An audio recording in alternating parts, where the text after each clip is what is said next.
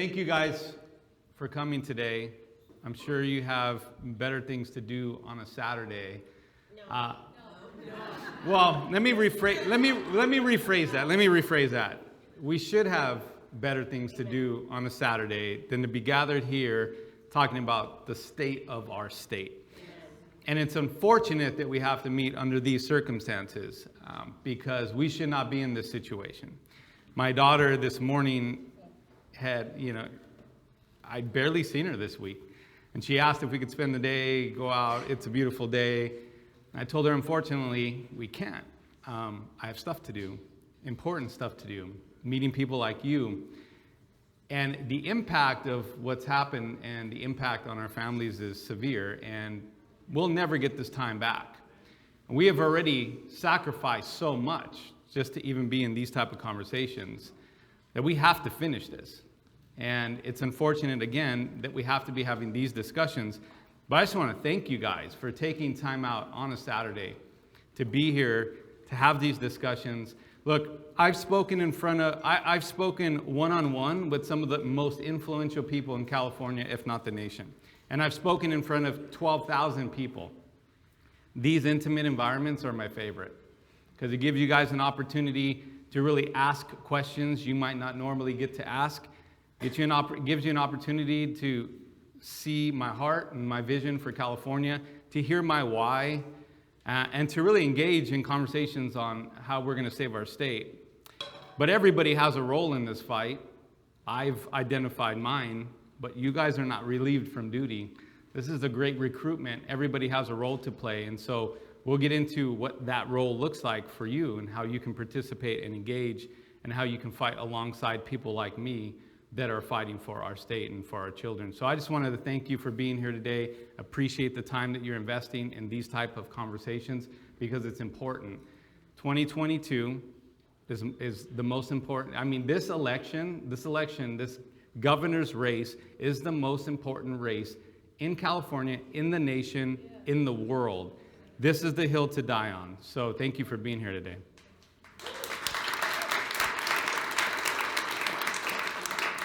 Huh? Okay, so Townhall discussions are a live Q&A. So I'm going to ask the first question to help you feel more comfortable, and then after that, ask any question your heart desires. I'm actually going to stop real fast. So there are a lot of new faces. So yes, that's what we're going to do. But there are a lot of new faces in here, and I don't know to what extent you guys know my background. So before you start asking questions, maybe you want to know a little bit about why I'm doing this. That was one question. That was gonna be question number one. Who are you? I don't know. Who are you and why are you running for governor? Yeah, let's start with that. Let's start with the who I am and why I'm even doing this. I'll give you some background. Yeah, turn your mic off. We'll use our loud voices. Can you guys hear me? All right, cool. Yeah, just some background so you understand why I'm doing this, because I'm not a politician. You're in my corporate headquarters. This is the manifestation of the American dream here. I'm a businessman from the private sector. I'm not a politician. So why am I doing this? Well, we'll start 60 years in the past. So my grandfather came to this country from Cuba. And he came to really pursue the American dream, like so many do. And every time I say that, no matter where I speak, as soon as I say the American dream, it almost sounds cliche. Because we as Americans don't understand the weight that term holds. Everywhere else, outside of America, the American dream is a tangible thing. They teach it to their kids, it's something you aspire for, and many sacrifice their lives in pursuit of it. So my grandfather left Cuba in the 50s, came by himself. He ended up at LAX with a piece of paper, had a telephone number on it, an address, and a man's name. That man gave him a bed and a job, and he spent 6 months saving enough money to send for my grandmother, who he left pregnant, and my 3 aunts.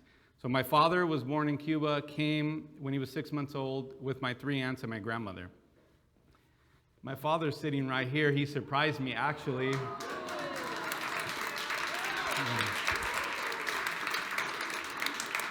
My mom is here too, somewhere taking pictures. She's over there. So my grandfather, he not wanting to depend on the government, wanting to be independent, had an entrepreneurial spirit. And so he started a little metal finishing company over 50 years ago now that my father still owns, still runs in South Central LA. That entrepreneurial spirit of wanting to be independent and not dependent on the government was transferred to my father. My father raised me with that same ideology. Make your own way. Don't be dependent. You can achieve anything. And so when I was 18, I actually went to the family business to work. I figured, hey, if my grandfather gave my dad a job, then at 18, he'd be willing to give me one too. He did. He gave me a job, and 3 months later, he fired me. It was during the O.J. Simpson trial, and if you remember, that was America's first reality TV show. And I wasn't doing much of anything during that time. And so he said, yeah, you're going to have to find your own path. There's only enough room in this company for one Trimino, and you're not it. So it was actually the best thing he ever did because it started this journey of self-discovery and me wanting to be an entrepreneur. My wife and I met, she was 17, I was 19. We've been married for 26 years. We have 5 beautiful children, 4 biological, 1 adopted. Actually, all of my children are here today as well. They're up there. A few of them are up there. One's over there. Nico. I guess my oldest is not here. We'll talk about that later. So much his personality. But anyway, so a little over 20 years ago, my wife and I, when we started our family, we had modest beginnings. My wife and I had a small little apartment in Downey. Our first meal in that apartment was hamburger helper without the meat. We could not afford the ground beef. True story. The dishes that we had, we won at a carnival. Do you guys know those carnival games where you toss dimes? They don't have them anymore, but you toss dimes into cups and saucers and plates, and you get to take home whatever you win. That was our first set of kitchenware, and that meal was our first meal. We had a cardboard box as a coffee table, a plastic patio set as a dining table, and somebody loaned us a refrigerator. We were too proud to really ask our parents for help, and we were going to figure it out on our own. So we spent a few years very humble like that. But we had everything we needed. We had God, we had our family, and we had vision. So 20 years ago, this past November, I started a little company in Downey, California.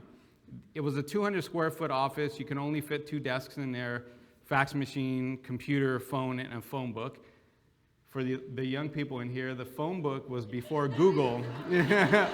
It was our Google. That's how you found companies. So that was 20 years ago. Through a lot of hard work, sweat equity, a lot of sacrifice, and the good grace of God, I built that company up to what Inc. magazine called one of the fastest growing privately held companies in America. And you're sitting in our headquarters now. This building, this company should not exist.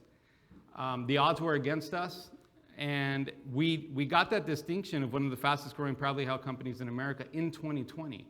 So while our industry was collapsing on itself, while ad agencies had gone through 3 rounds of layoffs, 80% of them gone through 3 rounds of layoffs, many of them shut their doors, never to reopen, we moved from a 5,000 square foot building into this 20,000 square foot building, doubled our staff, and had our best year ever. We did that in the middle of a pandemic because we had vision and we knew how to navigate those murky waters. And so coming into 21, we had just moved into this place, which if you guys are from Orange County and you know the Irvine Company, this is the crown jewel of Irvine Company properties. This is the first commercial company in a retail space in Irvine Company history. We broke every rule. Being here is an anomaly. The deal that we negotiated here, an absolute anomaly. They're still talking about it. We shouldn't be here. So 2021, coming into 2021, we had just done this, accomplished so much on the business front. My family was doing amazing. My marriage was strong. Had every reason to believe that 21 was going to be our best year ever. And then I started to smell smoke. That's the best way to describe it. My daughter had friends that started going back to public school, and she would come home and tell me what they were learning. critical race theory, LGBTQ, ideology, sexuality in our classes, and I don't care where you stand on any of that. The point is, those conversations should be had at home, not in the schools. And so we started to see what was happening and saying, you know what, this isn't right. We had cut, we started to look at the tax dollars that we invest in this state, and we didn't see any return on that. As a business owner, we saw so much money go out and really nothing to show for it. As a homeowner, the same. We started to see that churches were still shut down. They hadn't reopened. Many of them hadn't reopened. And then on my way to this place, I passed by so many shopping centers. I see franchise after franchise after franchise that was closed in 2020. They will never reopen. These are people that mortgage their homes to start those businesses, and they will never reopen. Completely devastated. And I told my wife, who's walking away right now, I said, we got to get out of here. This building is on fire, and we need to leave. And I said, we need to go to Florida. I'd had conversations with my staff. I said, I know we just moved into this building, but I'm willing to break the lease and take as many of you that will come with me as possible. We had conversations with our family and friends, telling them, my dad knows, my mom knows, we were looking at properties. We were on our way out. And my wife pleaded with me over the course of a month, through a lot of prayer and a lot of conversations. She asked me, please, stop and think about what we're leaving behind. And as any good husband would do, I said no. I said, you're crazy. She said, no, really, I want you to stop and think about what we're leaving behind. And so it took a month for her to get me to do that, but I finally did that. And I expected to look back at this burning house and say, I see exactly what we're leaving behind. Let's get out of here quickly. But God opened my eyes, because when I looked back, I didn't just see a burning house anymore. I saw a burning house, and I saw 40 million people trapped inside. And then when I started to look at those 40 million faces, I realized I recognized a lot of them. It's my dad, it's my mom, my brothers, my sisters, my siblings, nieces, nephews, employees that wouldn't come, our church, our community, and then millions of other faces like yours of people who could not leave. They didn't have the means to leave. They were too rooted here in California, and they were going to go, and they were going to be devastated by this burning building, and no one was going to rescue them. Now, I didn't immediately think it was my job to do that. I actually wrestled with it for a long time. Being in the private sector, this is what I do. This is what I do well. I build companies. So the last thing I wanted to do was get into politics. But I started to arm wrestle with God, and I don't know if you guys have ever arm wrestled with God. He always wins. So he basically painted a picture for me of what obedience looked like. And obedience for him was, you're going to run back into that building and you're going to save as many people as you can. And you don't need to know the how, you need to know the who. And he gave me the why over the course of a month. He confirmed for me over the course of a month why I needed to do this. He didn't give me the how, but I know the who, and I know the why, and that was good enough. So I decided that we were going to put everything that I had built on hold, and we were going to fight this battle because it needed to be fought. And so I started this journey last June. It's almost been a year. In this place, June 19th, we started this journey. And we were always intending to run for the general, so we weren't one of those candidates that got into the race just for the recall. We signed up for the general. We knew we needed a long runway. The recall got certified. We obviously ran in that. It didn't work, but we haven't stopped. We haven't stopped. And the significance and importance of what we're doing cannot be understated. So I've been to Cuba about 7 times in the last 5 years. And while I have family there, I've met some incredible people who have become like family to me. And there's one person in particular, his name is Abel. He calls himself Super Mario. He's a cab driver. It's funny, in Cuba, they cover your education, so he's actually an engineer, but he drives cabs because he makes more money as a cab driver than he would as an engineer. So we made friends with Mario and his wife, and they gave birth to a son last year. The son just turned a year old. And I've been trying to reach Mario for months, but because there was an uprising in Cuba and the government shut it down, they turned off cell service and they turned off internet. I couldn't get a hold of Mario for a while. He called me a week and a half ago. My wife was in the car. And he just wanted me to know, he said, you know what, brother? I'm watching everything that you do. He's like, I see you on Facebook. He's like, I watch everything you do. And I need you to win. And what it was depicting for me, what he was communicating to me was that he was sitting next to his 1-year-old son at that point. If we don't take back California, if California falls and freedom fails here in the United States, his son will never know what it's like to walk as a free citizen. He knows what's at stake here in California. He doesn't even live here. So he's rooting for us. He's rooting for me. He knows what's at stake here in California. I'm going to finish this. I'm going to win one way or another for you, for my family, and for people like Mario who truly believe that we are the world's last hope.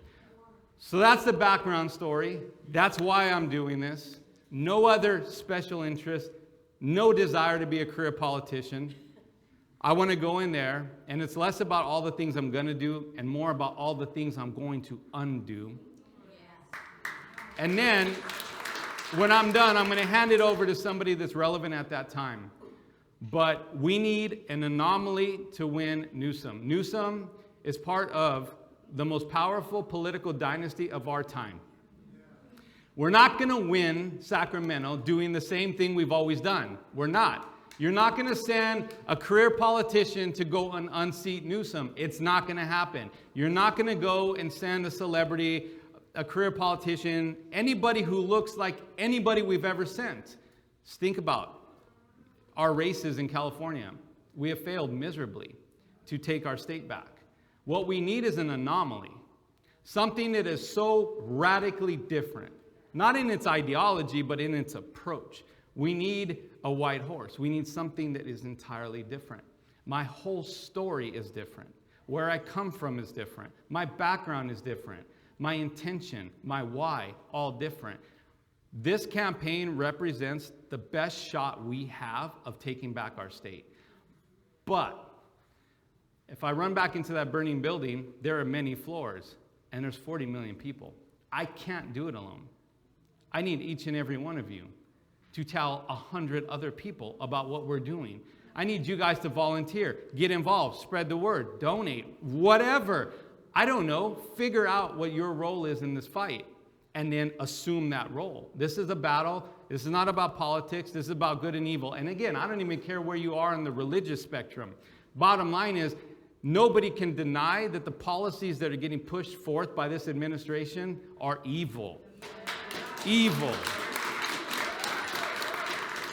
This is not about politics. This is about people.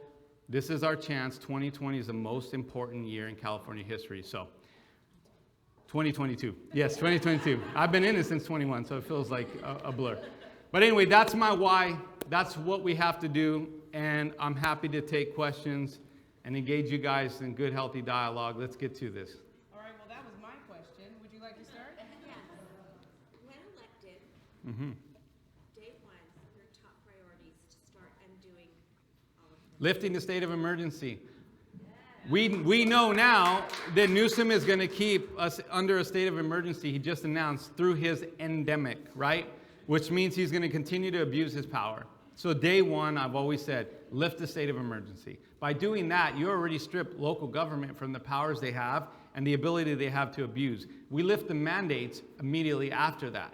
And we start educating individuals on how to properly care for themselves and how to actually address the pandemic in a logical, scientific way, not how we're handling it now. And then we go and start saving our kids at a school level. We start fighting against school boards. We start lifting mandates. We start protecting our children, because I don't know if you guys noticed, the biggest attack on California soil right now is against our children. And so we need to stand up and we need to protect them, what they're learning, what they're being exposed to, and the oppression that's happening in our schools. Right now, with Senate Bill 866 and 871, allowing these 12-year-olds and up to be able to make medical decisions.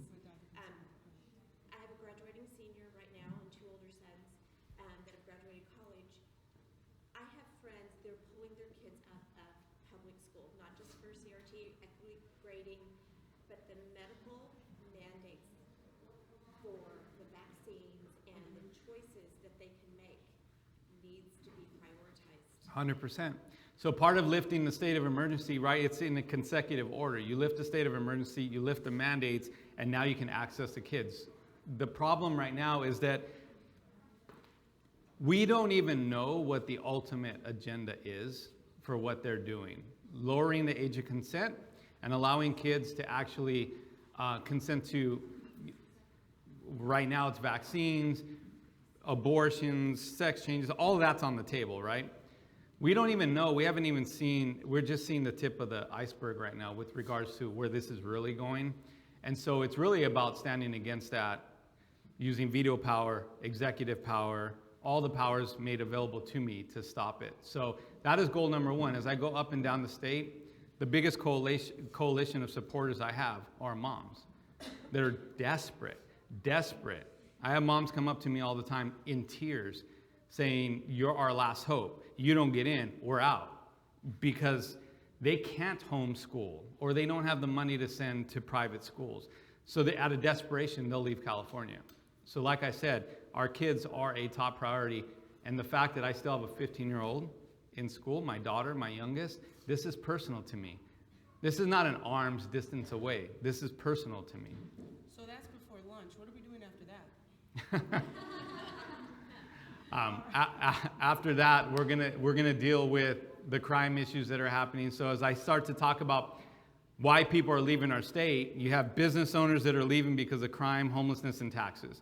And in that order, that's how California is falling. That's what I said when it's on fire. I mean, crime is through the roof. We have no cash bail, early release. Police aren't able to police.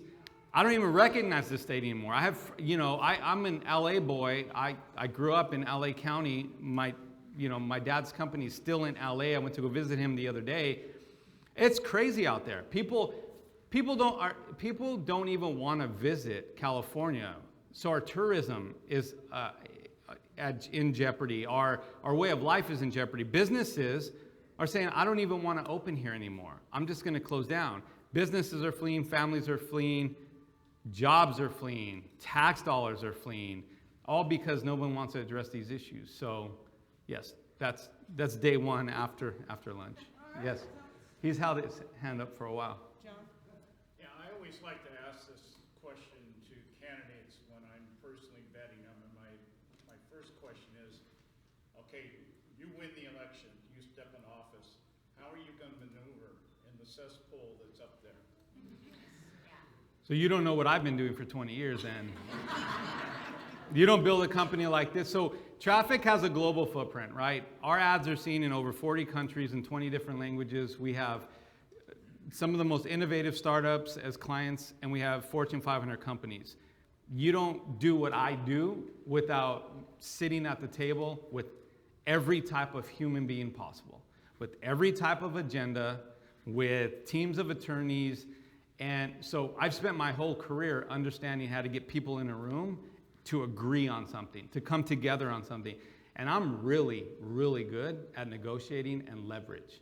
One of the things that I've always said this, California doesn't just need a governor, guys. It needs a CEO.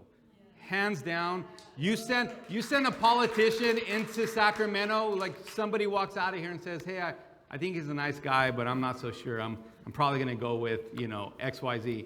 Good luck. Good luck. 6th largest economy on the planet. Trillions of dollars move in and out of California. We need a CEO as much as we need a governor. Period, end of story. I built this place from nothing, right? There's the original IKEA desk that I started this company on is upstairs. And now we have a global footprint. I'm gonna get them to play because they have no choice. Understand, me being elected is gonna send shockwaves through California all the way to New York City.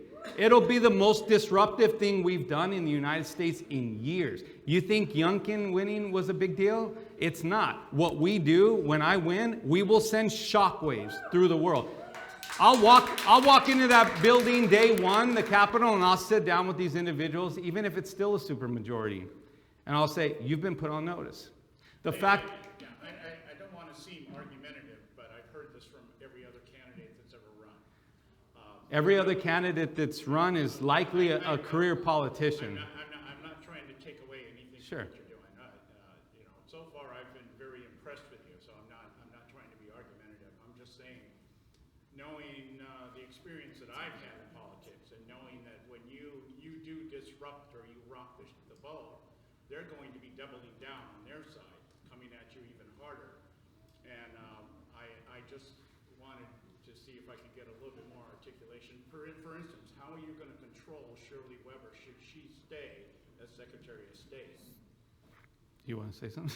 Yeah, I totally want to say something. 'Cause I'm like, remember we had this whole conversation and like Anthony was like, look, I need you to prepare to file a lot of paperwork on day one. I'm like, what are you talking about? He's like, I'm auditing everybody, and if I can fire 3,000 people, they all gotta go. 3,100 jobs report to the governor. I reckon that 3,000 of them are at risk when I get elected. So that's that. At the end of the day, what you need to understand at the end of the day is that these individuals are just people, and most of them are sheep, and I'm not built like that. I don't get to do what I do being weak, and so they have yet to meet an opposition like me. They're operating in the shadows because they have cover fire by our governor. But I've often said, as soon as you remove the governor, it's like walking into your garage at night, flicking the lights on and seeing the cockroaches scatter. That's exactly what Sacramento will look like on my first day.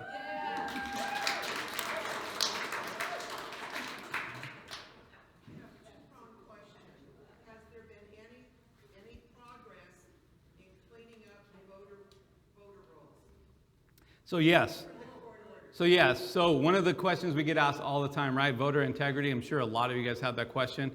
So Election Integrity Project of California, Linda Payne is the president. We're working hand in hand with Linda to ensure the highest level of voter integrity possible, right? So a couple things we have to understand. Number one, until someone gets in office and actually performs an audit that's transparent and public, we're not ever going to get away from the shadows of there being voter issues, right? But there are so many things that we can do that we're not doing. And the left is really good at doing that. Whether it's ballot harvesting, whether it's volunteering, working the polls. Every time somebody says to me, what are you going to do about voter integrity? I turn around and say, well, what are you going to do about voter integrity? Because it's a heavy lift. It's statewide. There's something like 2,100 polling locations? 23,722 polling locations. So she has the number. Approximately 23,000 polling locations. What does that mean? We only need 23,000 people to have a presence at every single one of them. We have double that. We have 2 people at every polling location. The problem is we don't do it. We're not out there ensuring that our votes count. So we need to get active. Every single one of you, if you actually care about it, needs to plug in, needs to go to Election Integrity Project California, find out how to get involved, find out how to volunteer, find out how to work. And then I would urge you simple things. Those of you that say, I don't have the time, I don't have the appetite for that. Okay, fine. Here's how you can do your part. Vote in person. At the end of the day, and I'll give you, there's 8 different points in the voting process where something could go wrong. Some of you are going to vote by mail because for any number of reasons, you're out of town, you know, I don't know. But I urge you to surrender your ballot and to vote in person. Why? I'll just tell you real quick the process. Let's say you take your ballot at home, fill it out, mail it in. It gets to a voting location to be tabulated. It's in an envelope. A human being has to open that envelope. So they're going to open up your envelope. They're going to look at your ballot. State of California says that the person opening your envelope has the ability and authority to interpret your ballot. And if they deem it to be inaccurate, filled out incorrectly, there's a coffee stain on it, you didn't fill in the bubble correctly, they have the ability to remake your ballot. And then they submit the ballot that they made on your behalf. So you say, okay, well, I'm going to take my ballot that I got in the mail, I'm going to fill it out, put it in an envelope, but I'm going to drive it there. Same thing. It's still in an envelope. They still have to open it, and they can still recreate it. In the last presidential election, in San Diego alone, 600,000 ballots were redone. You're going to tell me 600,000 people did not know how to fill in a bubble? Had coffee stains on 600,000 ballots? We don't even have to get into conspiracy theories. Bottom line is 600,000 people did not have to get their ballots remade, but they were. And that contributes to the numbers. So vote in person, surrender your ballot. That's one way. Election Integrity Project California will give you all the other ways you can get involved. Second part of your question? You answered much of it because I worked election integrity in the last election. And I went to the different polls. I had 5 polls. And we just needed presence there. Because I knew more from the training I got with election integrity than the people working at the polls. They started asking me how to do those things. So the more knowledge you have about the electoral process, and I went down to the registrar of voters, and I saw who the people were that were validating those, and it's exactly what you said. There were people there, the only thing they do is they come in and they work those elections to do what they've been paid, Yeah. I'm saying behind the doors too, to change ballots. So H&M has a theft problem. People that are shoplifting. So Irvine police will park a vehicle right in front of their store location right here and leave it there. They're not even in the vehicle. They just leave the car. It's presence. Sometimes presence is enough. So even if you guys just show up and you say, I'm here to watch, your presence alone is a deterrent to suspicious activity. So just being involved, just being there alone is enough for somebody to be uncomfortable doing something unlawful. It's really important as people, as citizens of this state, even if it's only one day to go to training and to do it because you have the ability, the change starts with us. Yeah. It's not going to be. Yeah. We have to have the courage and we have to have the willingness to spend a day or 2 days or 3 days, whatever it takes in the process to go out and do it. And you know who did a good job of that? Virginia. Virginia has the same voting machines we have, same voter integrity issues we have, but they got active. They got involved. They went and they volunteered.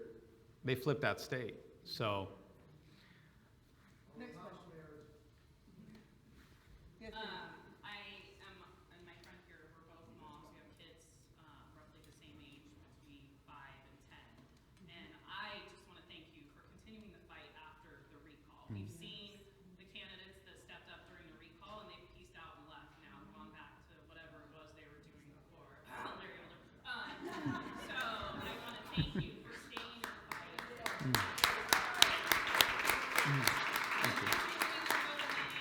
Continuing to raise awareness, to unmask our kids over the Super Bowl, it's genius, so that was my first thing. My second thing is, I come from a very liberal, my husband's family is very liberal. My brother-in-law and I have actually found common ground in the state of California, where he has said, I've always voted very liberal, but we need a Republican in California because the state is just too out of control. And the things that we talk about are the crime and the homelessness, because even I would say the people that are more centered to liberal have seen how those are affecting our daily life. There was the video that came out recently about the guy that was writing a book about the homeless situation, I think predominantly in San Francisco. And he was interviewing people, and the homeless man he was talking to said it's easy to be homeless in California. $600 checks, yeah. Right. Saw I that. got a phone, I have a $600 check. Why would I It's leave? no bother. Yeah. Why, the weather's good, why would I leave? Yeah. So what is your plan? And I think a lot of it comes down to the local governments rather than the state government when it comes to our homeless situation. So how do you plan to help alleviate, part of it goes hand in hand with crime situation, Sure. the homeless situation that we're in? A lot of that is going to be the state getting out of the way and letting others, and I'll explain that in a second. But going back real fast to your family that may be liberal, look, this is a conversation that you need to have with everyone you know when you talk about what I'm doing. This is not about politics. It's not about left, right. It's not about Democrat, Republican, conservative, liberal. Take all of that language off the table. Because what I'm doing is not about politics. It's about quality of life. It's about the things that we can agree on. We don't even have to have the conversations about all the things that divide us. That's not the time that we're living in. Right now, it's about quality of life. It's about the attack on our families, our children, our medical freedoms, the churches, the taxes. I mean, what logical human being wouldn't agree that we pay too high of taxes? That our kids are under attack? That there are businesses that are shut down that haven't reopened? That there are churches that shut down that haven't reopened? Who would disagree with that? And I don't care what religious, what religion you are. Every religion sect could agree, religious sect could agree that churches should remain open. Every small business owner, no matter where you land, would agree that California is not, it doesn't support small business. It's not even supporting big business anymore. But what you guys need to do is stay on the talking points that matter most. Let's talk about quality of life. And when we talk about quality of life, we don't ever have to get too far left or too far right, because there's so much in the middle to deal with. And that's what I'm trying to do. I'm a conservative. I believe in the family unit. I believe in lower taxes as a business owner. I believe in open churches. I believe in strong immigration laws. I believe in a strong border. Those are all things that we can agree on. So don't allow them to disarm your argument by immediately putting you into a far-right box or a Republican box. Say, let's just talk about quality of life. As far as homelessness is concerned, California has hundreds of millions of dollars right now in payroll for people to fix the homeless problem. I said 3,100 people and 3,000 are at risk. Everyone that's on payroll to handle the homeless situation is fired on day one, no matter what.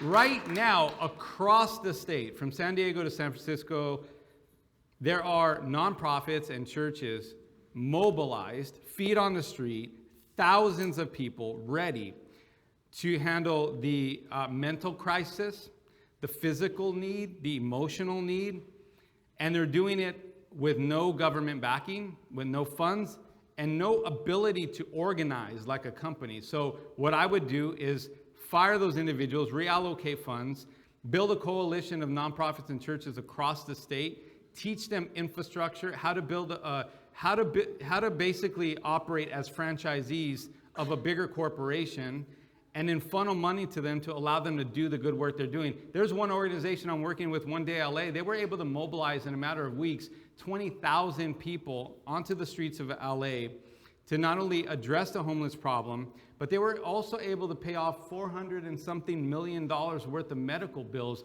for these people as well. That's a nonprofit organization that just came in to do this one thing. So we have a plan, and we're building. One of the things that I'm doing, and it's not just with homelessness, but I'm building advisory boards for every problem in California. There'll be an advisory board for homelessness, for economics, for fire, for business, our agriculture industry. Bottom line is, people in office like to try to figure things out on their own, but a CEO understands the importance. There's this movie. If you guys have seen the Steve Jobs movie, I don't even like Steve Jobs, but in the Steve Jobs movie, the documentary, he's having an argument with Wozniak, who basically created the Mac, and Wozniak is yelling at Steve Jobs saying, "What do you do? I built the Mac. So-and-so built the monitor. So-and-so built the chip. What is it that you do?" And Steve Jobs looks at him and says, "I play the orchestra." Well, that's what a CEO does. They understand their role. They play the orchestra. So our job, and what I've been doing since I got into the recall, was aligning with the brightest and best minds, creating advisory boards so that I can govern over these bodies that know how to handle those problems better than any one individual could on their own.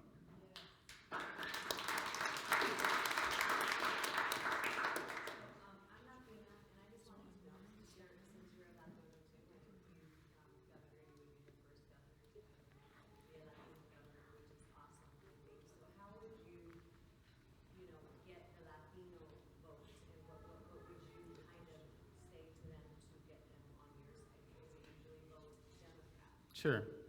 So I don't like identity politics, but that is a true statement. So when elected, I'd be the first Latino governor elected in California history. In 1875, there was a Latino governor, but he wasn't elected. He was elected lieutenant governor. Governor took a Senate seat. He then assumed the role. So we've never, in the state of California, elected a Latino governor. So I would be the first. What am I doing to get the Latino vote? Education is key. Education is key. You sit down, you talk to minority communities, and you say, okay, we're not going to talk about left, right. We're not going to talk about Democrat, Republican. Let's just talk about quality of life. You believe in life, the sanctity of life. You believe in the family unit. You believe in church. You believe in low taxes, less government, more freedom. And inevitably, 100% of the people I've spoken to agree and self-identify as a conservative after that conversation. And then they realize that they've been voting wrong their entire life. And so it's really about educating the minority. So 60% of California is minority, 40% being Hispanic.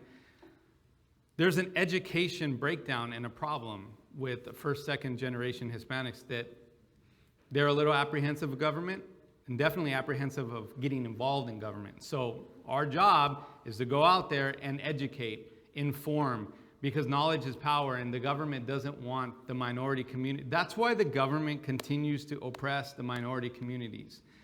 That's why all of the benefits, all of the everything they do financially to keep people out of work benefits the minority communities, because they want them passive.